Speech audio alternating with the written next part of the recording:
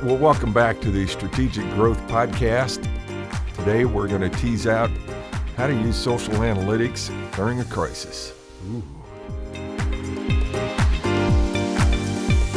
The Golding Group Strategic Growth Podcast, formerly known as the Neo Marketing Podcast, offers real-world advice, expert analysis, and smart success strategies for entrepreneurs, investors, decision makers, and business leaders. Welcome back to the Strategic Growth Podcast. I'm Pritch Pritchard. This is Kyle Golding with me, and today we're going to tease out something that is very appropriate, certainly for PR experts, but for owners and leaders of organizations, because in order to know how your professional's doing, Yes. you should learn a thing or two about what they're doing. That makes perfect sense, right? So today it's social analytics and how we can use them in crisis. Okay. Now, I know we've talked about this before in terms of... But more specific, I think, than we've talked about it in the past. Yeah, absolutely. Good? Absolutely. When we talked about social analytics being able to give us a tap into the issues surrounding our organization. Right. We've talked about social media in terms of trends, following trends. Social listening as well, right? Social listening. Just pay attention to what people are saying about you. Yeah, absolutely.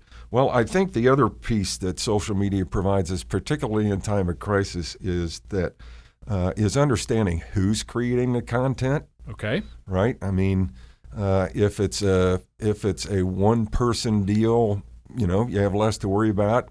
If it's a very influential influencer or organization, right? It raises your stress level a little bit. Hey, just make sure it's not the intern. You know how I feel about that. Yeah, boy, that's exactly right. But social analytics also help you in a crisis to identify that misinformation that's out there, and we've heard a lot about misinformation. Yes. And we'll probably continue to. It's not going away. We approach midterms. You can't eliminate it. You can try to manage it as Right. well as possible, because you can't eliminate it. It is what it is. Right. It also helps us to get a handle on rumor, which is a lot like misinformation. We've talked about rumor before. Fake news, which some folks would equate to misinformation. I think they're kind of separate, the same, only different. Right. Maybe a little deeper, right? Exactly. And then I think what's really important that social analytics allows us to, it's easy for me to say, allows us to look at the credibility of the information provider. Yes. Okay. You also get where else are you going to pick up on keywords and hashtags? Well, that's a beginning. It's a starting place. It is a beginning place, and if you're not looking for those things, then you're not doing your job. This right? is true. Especially as a PR professional. Every little bit counts. And when it comes to communication, when it comes to understanding your audience, Yes. your brand presence, et cetera, the little things add up. Little things continually add up. It's typically not a big deal where, like, say, some giant influencer steps out and says, these guys are great or they're terrible. Right. But it's typically a lot of small conversations that add up. Absolutely. And folks are going, well, heck, I'm the leader of this organization. I'm the CEO. What the heck do I need to apply social analytics to crisis communications for? Well, I think you'd better be paying attention. For sure. And you should know what your PR professional is supposed to be doing. Yes.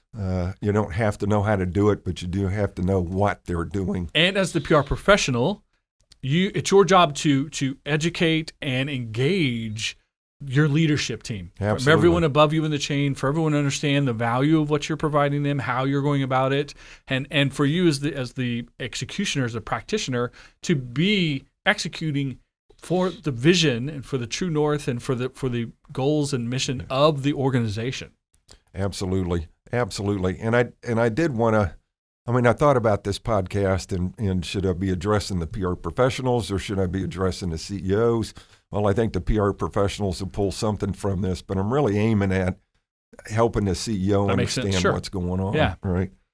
So for the leader of that organization, there are a number of advantages to using social analytics, some of which we've talked about, others we haven't, okay?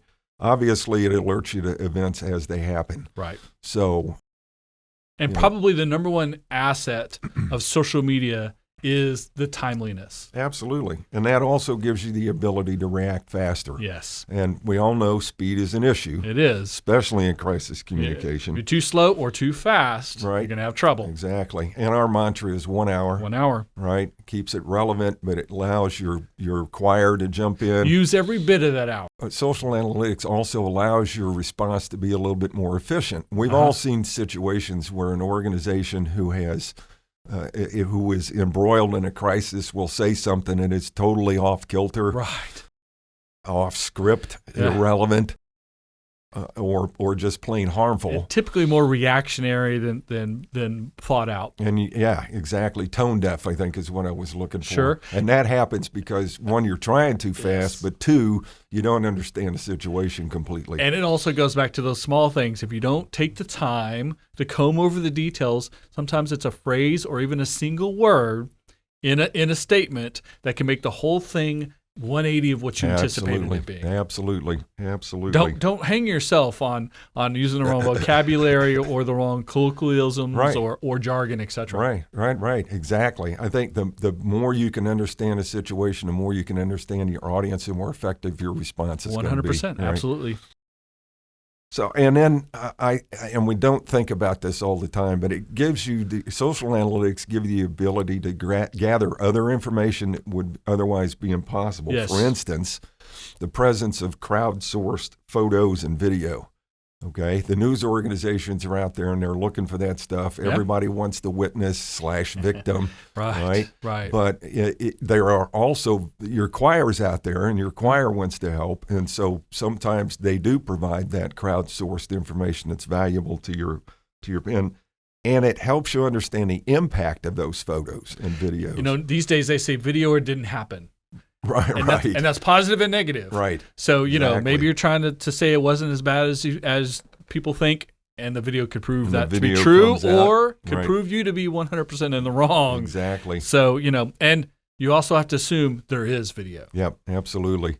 And social analytics also help you, and this may sound a little bit, well, I'll just let you figure out how it sounds, right? Okay.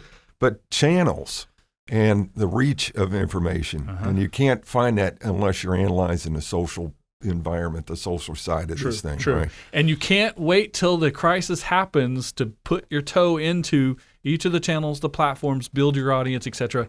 You have to have these relationships already in place so that when the time comes that it isn't self-serving and reactionary, but it is building relationships and relying on relationships that are already established. Right. But I would also say, and we talked about this before, the use of social media platforms as it's appropriate to your organization. Yes. There are some places, TikTok is just crazy right now. But not for every brand. But not for every brand, exactly. So understanding those channels, I think, is really important, because if your previous research and inclinations are to use Facebook, for example, because you got an older demographic or something about that group, but everybody's over here on TikTok, then you're missing the bet to communicate, especially in time of crisis, right? And then what's the reach? If you get one complainer on TikTok that's got 5 followers, you got to watch them, but you don't necessarily have to jump through your grommets. And in fact, back in the day, it used to be if you had 1,000 followers, you had 10,000 followers. These days, people can have hundreds of thousands of followers and still be considered a very minor influence. Right, exactly. Major influences are millions of followers. Yeah. And so, 10 followers should not scare you or make you overreact to something. Yeah, you definitely need to keep track of them, because they could gain traction in a hurry. But it's a whole different ballgame than if you're dealing with a source of information that has a reach of 100 million people. But make sure that you don't turbocharge that reach. Right. The Barbra Streisand effect, right? Do not contribute to that if you don't need to. Yep. Don't shoot yourself in the foot. Exactly. So obviously there are some barriers and challenges to using social media analytics. One of the first is lack of resources. I know I'm talking to the choir here, but you may have one PR person, you may have a marketing person who's doing double duty or triple duty. So in terms of people, and it does take some time and effort to analyze social media. Sure.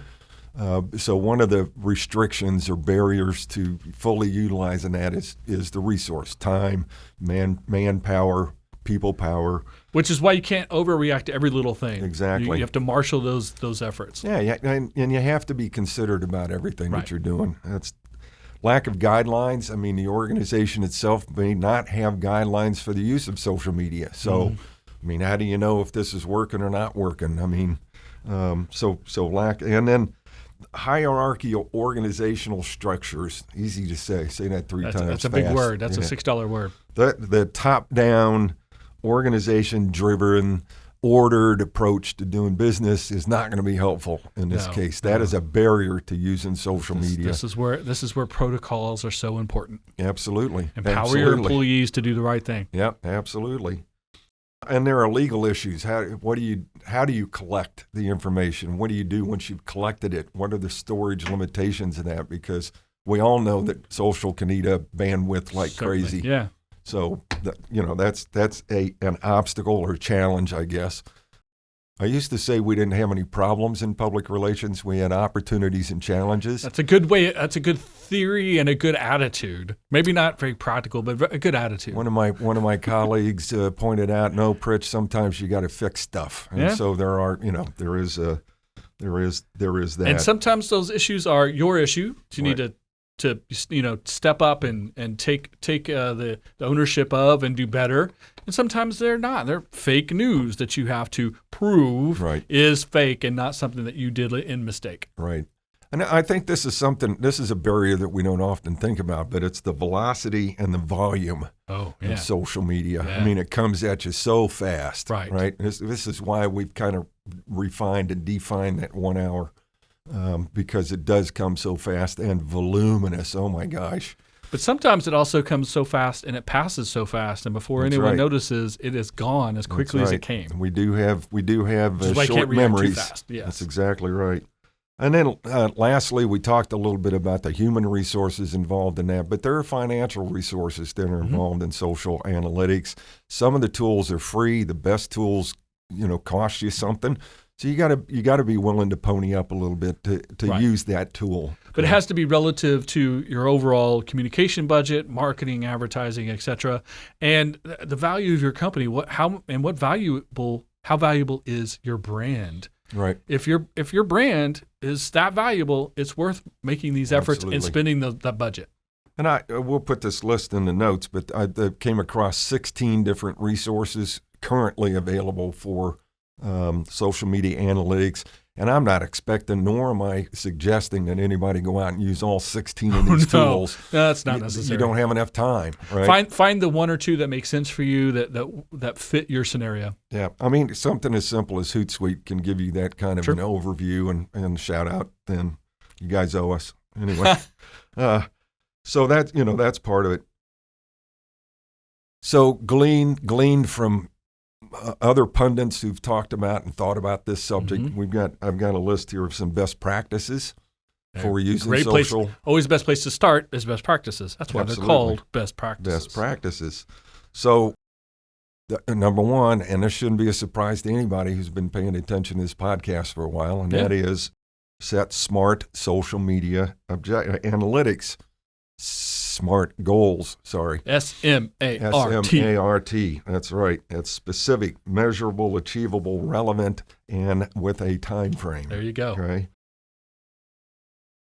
Once you've got that in terms of what you want to get out of the analytical process, right? So once you've got your goals set, then decide what metrics you're going to focus on, because all of the metrics are not equal. No. Right? And you can't focus on all of them. And you can't That's a lack of focus. On all of them, so figure out what you prioritize. Yes, prioritization. Yes. Which ones you're going to look at. What has the highest impact. Once you've decided what you're going to look at, then it's appropriate to look at the tools. Yes. Yeah. Match the tools up with what you want to do. Maybe one tool will get it. Maybe a couple of tools will get it. But you really can't figure that out until, one, you've gotten your goals, and two, you prioritized what you're going to focus on. Like everything else, you start with goals, create some objectives, you craft a strategy, then you can get into the tactical execution. There's no reason to get into the tactical conversation first. It never works out right. Never works out. No, I'm going to use TikTok. Why? Right? Right. Right. And then this is not strange for any. This sounds very simplistic, but if you're not paying attention and you don't do this right, it's not going to do you any good. You're going to waste time, money, Correct. Resources. Yes, effort alone is not the issue. Nope. Focus, It's specific, effectiveness. and Yeah. on mission. And the only way you can tell whether or not one of the principal ways you can tell that you're effective is by analysis. Mm-hmm. So analyze your analysis. Right. Measure the success. Be thoughtful about it too. Yeah. Don't be reactionary. Be thoughtful. Absolutely. And this is not a fire and forget thing. Once you've analyzed what's working, what's not working, Right. you make adjustments. That's right. To continue to refine the Make process. better decisions moving forward because you have this data and analysis that goes with it. Absolutely. Absolutely. So I'm going to finish up with a couple of almost a checklist, if you will, on how folks can do. And for the CEOs out there, this is what your public relations /marketing/communication person should be doing. And it begins well before you have the crisis, and that's baselining Yes. your coverage. You don't know if you're going up or down if you don't know where you're at. You got to have a baseline. That's exactly right. Because now you can identify anomalies, Yes. right, as they come through. You can catch those extremes before they peak. Now, this is the art part of the art and science, right? The art part of figuring out, has this peaked yet? Is it going to peak? Is this big enough to peak, right? So you have to baseline those things to figure out whether or not pressure's increasing or decreasing. Makes perfect sense. Do periodic social media audits. Now, these don't have to be week-long or month-long things. Certainly, it's not forensic accounting, right? No. But it's going through, and if at the very least, just identifying tone, Yes. right? Positive, negative, and common neutral. themes, and it goes back to the keywords and Yeah. other things that you Absolutely. can apply to just getting better, just dialing in what it is you're doing. Absolutely. You have to create your real-time, and Google Alerts are great for this, but your Yes. real-time alerts, Mm-hmm. but include images too. We often forget Okay. about the image part Right. of this analysis. The old adage, pictures say worth more than 1,000 words. Yes, and videos are worth a million words. A million words. It's exactly right. So include images, Mm-hmm. and today we've gotten much better about accessibility on our online presence. So it's not as difficult today to capture images that are relevant to you. Let me jump on that. I'm gonna give a bonus point here for the PR professionals, and for the CEOs. If your PR professional isn't going this far, ask them to do so. So often the CEO or someone in the C-suite or leadership has to do some media appearances, has to do an interview, has to do local news, national news, etc. Right? Right. As the PR professional, always pull your camera out, Right. pull your phone out, and record at least audio minimum, Right. but video again is much more impact. Right. Pull the cell phone out and record the entire, from the minute you walk in the door. Absolutely. Hello, happy to see you here. We're going to sit down. Here's the conversation Right. we're going to have, the conversation itself, all the way back out the door. Right. You should have on video. Right. Well, it's not just to protect your butt. That's that's a standard CYA. As I'm going to record. It definitely this thing. is. But it also can help your principal, whoever's doing that particular interview, Yes. as a training tool. There's multiple uses for that video. You may even be able to cut up pieces that don't make air and Right. use it in your social media, on your Absolutely. website, etc. Absolutely. If you can shoot it with high quality video and that's makes sense for you, great. Cell phone will work. Right. And at the very minimum, the audio, the note recorder on your cell phone so that you get an audio record. Right. So at the very least, when the publication happens, whether it's online or on broadcast, if there's something that you want to debate or question, you have that ability. Got- But if you got can it. use some of that content for your own Oh, effort, sure. that's a Absolutely. win-win-win. That is. It's absolutely a win-win. Don't be, for the PR folks, especially young folks, do not be nervous or feel that you're being rude or any sort of way about doing that. It is your job to document, to protect your client. You're not doing it because you think the journalist is out to get them or that they're dishonest. It doing becomes your part job. of, I do it every time. Right. Every time for everyone. I'm not doing it so that we can debate you later about what was said or not said. Right. I'm using it for our own social media. And if someone wants to record your CEO or anyone in your business, and they won't allow you to record that interview, something's hinky. You should recommend that you don't do the That's interview. exactly right. And don't Back out. feel bad about missed opportunities. Feel good about protecting your brand. Absolutely. Absolutely. So as we're doing all this, we've set our goals now. We've baselined. We've done our audits. We've got real-time alerts.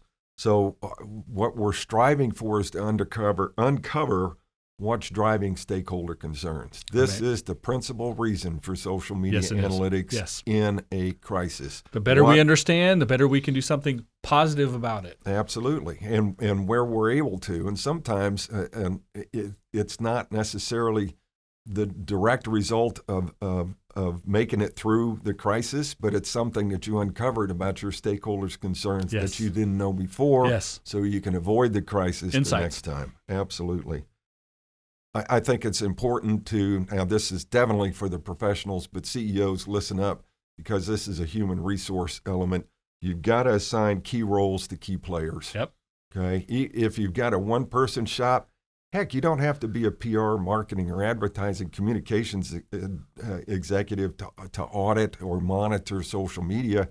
So, maybe somebody else in the organization can be added to that, define their roles. Or you can hire a third party. Or you can hire a third party, absolutely. As long as someone in the organization has ownership of the process and what needs to be learned and those insights, your third-party providers, they'll create reports for you and things of that nature, but it's not their job to tie back to the mission and the goals of the organization. That the internal staff needs to do that. But the collection process, the analysts, writing those reports, you can hire that out, whether it's online software or hiring individuals, a third party to do it for you. Well, and sometimes a third party can even take that next step and tell you, okay, this is what we're seeing and this is what we think it means. It could help you create a better system for sure. It absolutely is. And the last thing I think you need to do in terms of using social media is to be proactive. Makes sense. I always hated that word until it made it into the dictionary. And what's wrong with active, right? It's already active. Anyway, doing an analysis. Just as long as you're not reactive. Exactly. Doing an analysis on your competitors is very useful in this particular time. What are they doing vis-a-vis this situation? How are they communicating? Is it effective or is it not? Right. Or are they so many things in terms of analyzing the competitor. The more you know, the better you can compete. Absolutely. And this is my soapbox. I'm going to jump on it for a minute, but it's drills and practice. Yes. Right? Training and communication. There's a reason the military goes through drills so many times. It's because it's developing muscle memory. Yep. And that's exactly the same thing that needs to happen in your organization to be really effective in handling any kind of situation that comes your way. And then, of course, social monitoring. We've talked about that several times, but that is absolutely an essential part. That is the key role of social You can't analytics. analyze the data unless you collect the data. Absolutely. And then a final thought, I think we need to change, we PR professionals, and I'll speak to CEOs as well, we need to change our evaluation of stakeholders from victims to potentially valuable contributors of information. Yeah. So it's, and again, this is kind of the genesis, the Omer, Seeger, sell now approach to crisis communication. There's opportunity in place. Anytime you can turn a negative into a positive, or take a weakness and turn it into a strength, or take an enemy and turn them into an ally, you not only have you solved a problem, you've moved yourself ahead. Well, and you don't even need to have them as an ally. They're telling you something. And so rather than think of them as victims, look at them as, okay, well, the tendency is, this person's just a whiner. Not necessarily. They may have a very valid point that you're going to have to capture and address. So I think it really is important to kind of make that pivot in our thinking. They are important contributors of information, even if you think it's just whining, right? Perception is reality. We know that, right? That is right. Yeah. So anyway, that's kind of the thoughts today on social analytics in terms of crisis. Some of this was common sense. Hopefully some of this was stuff maybe you thought about but hadn't spent a lot of time on. Maybe this has opened your eyes to a couple of avenues for use. And I think anyone could listen to the podcast. Now that you've heard the whole thing, go back and listen to it again, and you can map out what you're doing and what you're not doing, and how deep or not depth that you're creating in your social media response and in your paying attention, your social listening, right. All those things. So find the things that you're already doing that are working. There's probably doing more effort than you think, but then what you can also do extra, and then how it benefits you short-term and long-term. Map that out, and it'll make a lot of sense to you and be very manageable. Absolutely. Football season's rapidly approaching. Yes. College football season. Woo, repping. That's right. Repping. That's right. For us, these kinds of things are a whole lot like the athlete who immerses him or herself in film study, for example, right? You can have all the talent in the world and get out there and just play free, and that's great. But if you've taken advantage of the resources available to you and looked at that film and you know another team's tendencies, you're going to be just that much better. That's right. Combine your strengths versus their weaknesses, and the opportunity to win goes way up. Touchdown. Right. So there you go. That's what we want you to think about. Subscribe, turn on that alert thing. Send us some comments so that we can address them, because we'd love to do that. We want to engage with you. So until next time, ciao. Good luck. Thanks for listening to the Golding Group Strategic Growth Podcast. Make sure to subscribe so you never miss an episode. Tell a friend, leave a review, and engage with us on social media. To contact us, please visit thegoldinggroup.com.